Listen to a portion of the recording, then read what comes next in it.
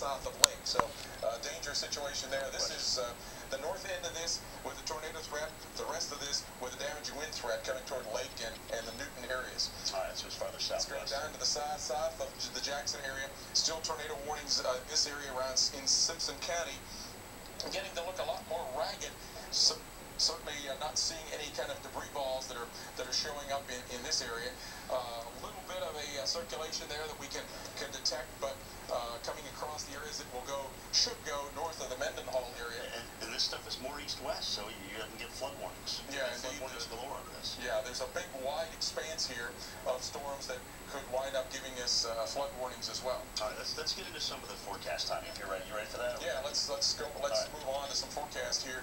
And the big picture of things is that for the third day, I think now it is, we've got this cutoff low, the upper low that is spiraling around. It's almost gone stationary now over parts of Nebraska, while the cold front begins to slowly push its way eastward. The south end of that is going to go kind of slowly. The north end is moving a little bit faster.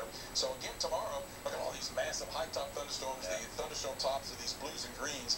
That weather system going to continue to push its way eastward. The moist air continuing to pummel in from the Gulf of Mexico, so that again tomorrow we may get one round overnight tonight. Another round may form in behind that, and finally by Thursday, the whole system moving ever so slowly will work its way across the east coast. Again tomorrow, turning of the winds with height there, we'll have again a threat, probably a higher threat tomorrow for the Atlanta metro area than we had today. So everything seems to be showing east. Do you see tomorrow being like today? Tomorrow looks like very much like today. Again, maybe, and here tomorrow I've given a Torcon of 7 for southern parts of Alabama, but red still back in behind with the cold front not having passed. 6 for Georgia and the western parts of South Carolina, and we'll have some threat all the way up, I think, along into that stationary front that today didn't have much upper forcing, has a little bit tomorrow, so I've given a Torcon of 5 for parts of North and South Carolina tomorrow. Some severe probably up to the north into the Ohio Valley, but not as big a tornado threat. Wednesday, Maryland and Virginia, I think, are up near that frontal zone. I've given a Torcon of 5, 6 for North and South Carolina, and then a lower threat, 5 down into east central and south parts of Georgia. And even Thursday then, we'll have some severe threat along the coastal areas from Virginia down into northern parts of Florida, but I'm thinking the Torcon at this point at least looks like it'll be lower, Torcon of 3. So places like Birmingham, places like Atlanta, Charlotte will have multi-day threats now. I believe that's the case. Sarah, do we have the computer model loaded in here that we can run for the overnight? And right after this, we're going to go, there are 2 new tornado warnings. We'll get those right after we get this forecast for tonight. So here's one computer model. It's the one that can resolve the individual thunderstorms and predicts our future radar here. So here is the forecast. This is sort of about right now, and it's showing pretty well the lines of thunderstorms, a little embedded kinks, getting a little bit more like a line. So about 7 a.m., that is coming right into the Atlanta area. There could be some of these embedded circulations. It goes past Montgomery, Alabama by morning. So it seems like everywhere from south of Huntsville to Tuscaloosa and Birmingham and down into southern Mississippi, southern Alabama, as well as northern Georgia, are fair game tonight for at least having some damaging wind and some tornado threat. So for Atlanta, the current tornado watch going out until 1 a.m., there's a very good likelihood that at least some type of watch will go through the morning rush hour. Yeah, go through the morning rush hour as I'm seeing it, yeah. All right, let's go back to Alabama. It's showing these 2 new warnings out, Newton and Scott, and also Rankin County. So again, these southern flank cells that are charging east. The main one there on I-20 is the scary one. This is one new one.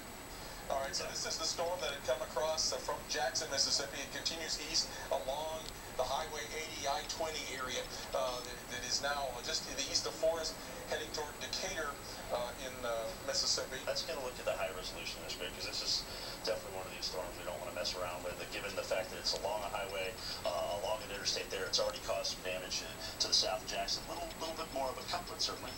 Yeah, it continues to show up in the northern edge of a gust front. The tornado that is there east of Forest, going to go just to tornado here east of Forest. There we go. Yeah, these, and we'll go to the high. Whoops, what happened there? Hit the wrong button, I guess. Let's see if we've got a.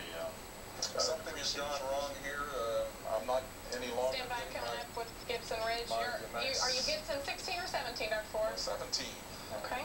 Gibson 17 in our live line area. Well, you're looking at this. This is good information. You can see the Torcons at 9 for Huntsville, and Jackson, Mississippi, Nashville through 8 o'clock, about 5. So Start our sources. looks like we've kind of locked up there. For Well, let's just go back. We're going to until we can figure out what has happened here.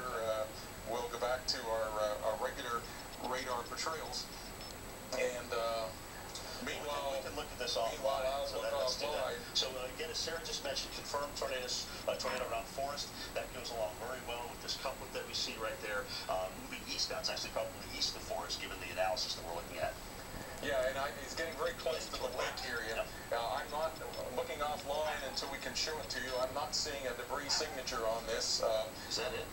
That is. Oh, no, that's the radar. Okay. No, I think what we're seeing is now east of Forest, coming toward the lake area with this tornado vortex signature that is coming eastbound, probably going to go very close to or probably just ever so slightly north of Lake in Mississippi. Then we'll head over in toward the areas just to the north of Newton. And of course, as we know, just because this is the way cities and towns build up along highways, there's buildings, there's businesses, there's homes, so more than likely this is kind of a heavy populated corridor along I-20 along Highway 80. Yeah, indeed.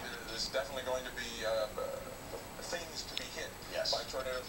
My guess is that this is not going to be a long-lived tornado, that this will be something that will be brief tornado or maybe more than one, because we're seeing so much of a signature here of this backward sea gust front kind of thing. But as I've